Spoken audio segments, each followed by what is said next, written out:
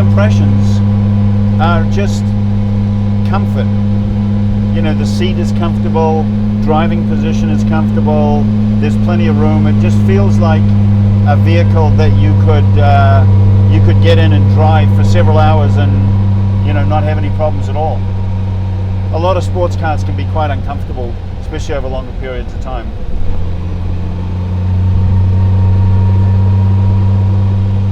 The springs are kind of firm, you know, like the suspension is pretty firm. We have new shocks on the car. It's flat in the corners. It doesn't have a lot of body roll, so it feels kind of nice.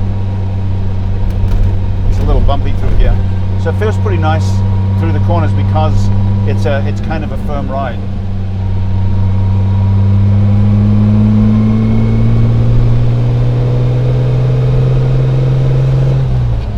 Speedometer goes up to 160. Top speed in theory is about 130. Rev counter goes up to 5,000. That's the red line is at 5,000 RPM. This engine's had a lot of money spent on it. Someone went through it with a very good company, and so it's pretty strong, but I've never really taken it up much past, you know, 4,000 RPM.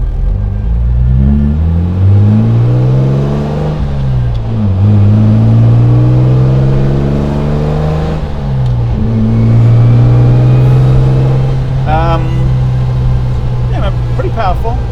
It's 220 horsepower, and for a 1960 European car, 220 is, you know, pretty good. It's pretty good. 0 to 60 in 8 seconds, which is nice. Yeah, nice in the corners. Nice in the corners.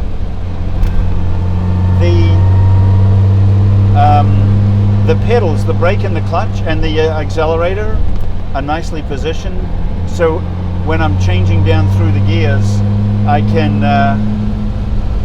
hit the brakes and still roll my foot and hit the accelerator. It's a friend.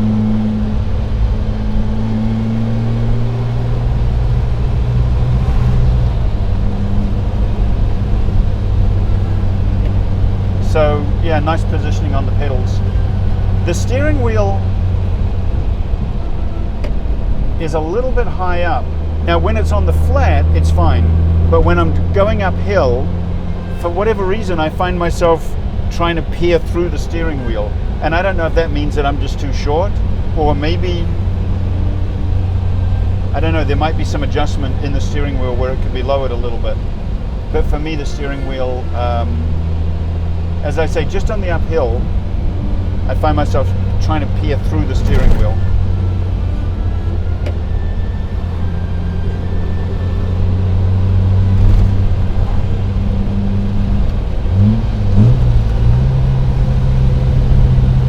Gearbox is nice. Often on ZF gearboxes, let's get past this guy.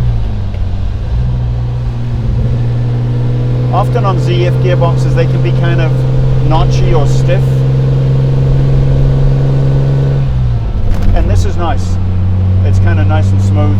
Reverse gear is a little bit hard to find. You got to know where it is to get there. You have to lift the gear shift lever up to get across the gate into reverse. But, you know, once you've done it a couple of times, you know.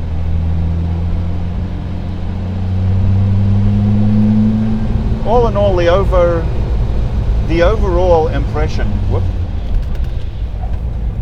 get around the corner here. The overall impression is a combination of performance and comfort, which is kind of a little bit of an odd combination, you know, comfort and performance. Nice combination.